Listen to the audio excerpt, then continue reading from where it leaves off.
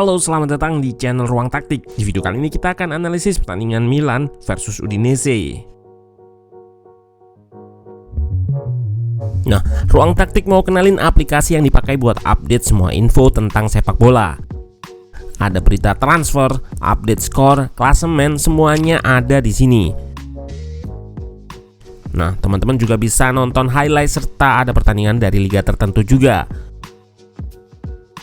Teman-teman juga bisa ngikutin update timnas Indonesia di sini. Download secara gratis dan legal aplikasi OneFootball. Serie A musim 2022-2023 resmi dimulai. Dibuka dengan pertandingan antara AC Milan versus Udinese. Milan sebagai juara bertahan berhasil mengalahkan tim tamu Udinese dengan skor 4-2. Di laga ini terlihat mentalitas skuad AC Milan yang mayoritas dihuni pemain-pemain muda bisa membalikan keadaan setelah sempat tertinggal oleh gol cepat Udinese di awal laga. Namun bagaimana jika ditinjau dari segi taktikal? Apa yang membuat Milan bisa mendominasi laga dan apa perubahan taktik Milan di laga ini jika dibandingkan musim lalu? Let's go, kita bahas sama-sama.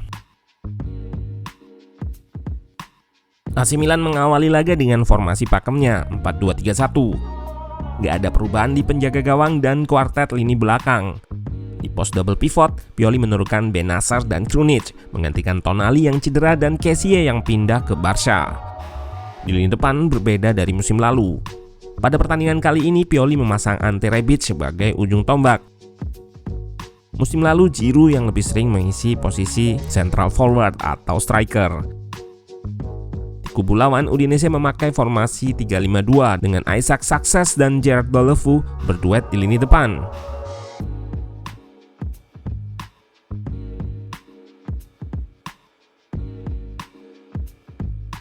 Saat fase build up, Milan membentuk shape 3 back di lini pertama dengan Calabria yang tetap dalam posisinya dan Theo sebagai inverted fullback masuk ke area tengah ataupun berada di area half space. Terlihat Krunic lebih dipush untuk naik sejajar dengan Rebic.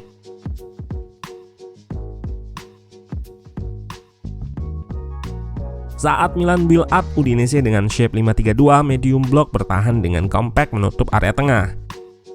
Ini menyulitkan Milan untuk progresi melalui lini tengah, karena saat bola diberikan ke Bennacer, lini kedua Udinese langsung melakukan press terhadapnya.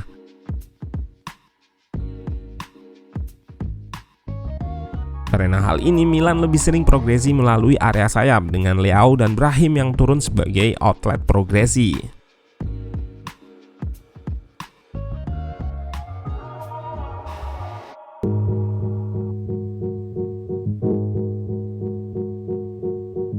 Dalam fase attacking, ada perbedaan dengan dipasangnya Rebic sebagai ujung tombak dengan Giroud yang bertipe target man. Rebic adalah penyerang dengan kecenderungan untuk turun ke area antar lini Udinese dan melakukan link up dengan pemain lain. Terlihat pada heatmapnya di laga ini menunjukkan dirinya sering bergerak turun dan melebar ke area half space kanan. Pada saat fase menyerang, di garis terdepan akan ada 4-5 pemain mengisi setiap koridor di lini depan berhadapan dengan 5 back Udinese.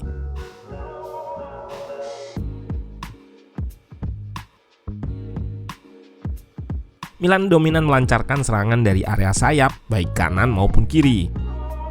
Dua fullback Milan, Calabria dan Theo yang memiliki naluri menyerang yang cukup tinggi, banyak terlibat dalam fase attacking Milan.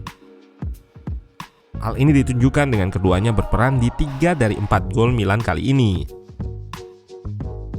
Gol pertama terlihat Calabria yang cukup agresif bisa masuk ke kotak penalti yang menyebabkan dirinya dilanggar dan menjadi penalti untuk Milan yang dieksekusi oleh Theo. Gol kedua, Calabria melakukan assist untuk Rebic. Di gol ini juga terlihat Rebic sebelumnya drop untuk link up dan dirinya unmarking melakukan late run di garis depan pertahanan Udinese.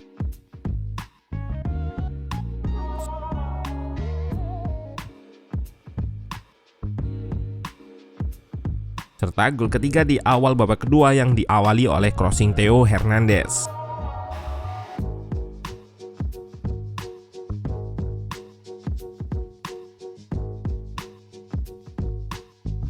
Chievo dan Calabria beberapa kali berada di area yang cukup tinggi secara bersamaan. Dengan ini memang Milan jadi punya banyak pemain di depan. Namun struktur rest defense menjadi nggak ideal karena hanya meninggalkan dua center back, Kalulu dan Tomori. Shape seperti ini sangat rawan jika terkena counter attack dari Udinese. Seperti terlihat di klip ini, Udinese melancarkan fast break atau serangan balik cepat. Tomori gagal memotong true pass dan hanya tersisa Kalulu dengan situasi 1 versus 2. Beruntung ia dengan timing dan ketenangannya bisa menutup ruang Deulofeu.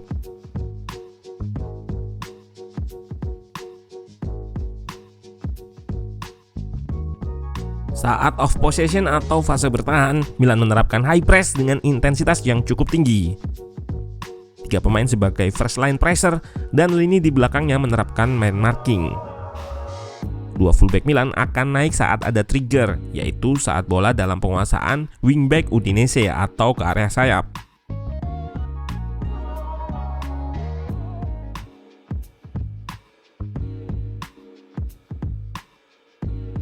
Il Diavolo juga menggunakan taktik counter press untuk sesegera mungkin rebut bola kembali setelah lost possession.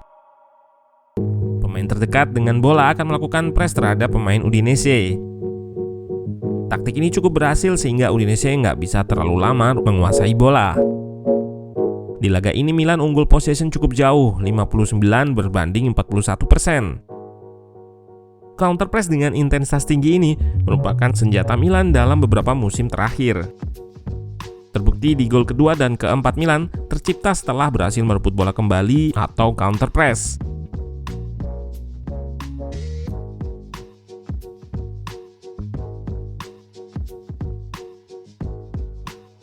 Di laga ini nampak 2 double pivot Milan mampu menjalankan peran defensif cukup baik. Bennacer dan Krunic kerap melakukan cover di area pertahanan Milan.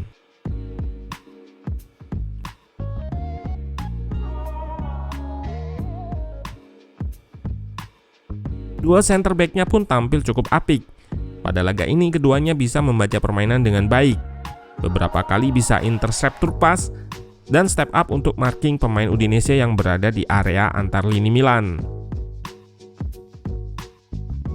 Namun pertahanan Milan bukannya tanpa celah. Di laga ini anak asuh Pioli terlihat kurang baik dalam mengantisipasi bola atas atau aerial duel. Dan kedua gol Udinese tercipta dari situasi crossing. Pada gol pertama, banyak pemain Milan di area tiang dekat, di mana area itu menjadi target corner Udinese.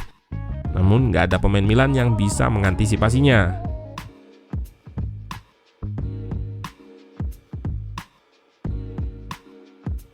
Lalu di gol kedua, Mesias nggak melakukan shoulder check dan nggak aware akan pergerakan Masina yang datang dari blindside-nya.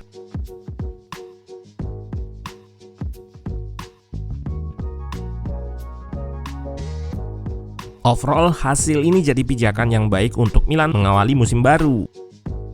Pioli menunjukkan juga kedalaman skuadnya dengan beberapa pergantian. De Ketelaere serta Origi masuk di babak kedua. Lalu ada Paul Bega yang diikuti Saelemaekers serta Giroud. Tentunya masih terlalu dini untuk menilai performa Milan. Namun konsistensi wajib ditunjukkan guna mengarungi padatnya musim ini.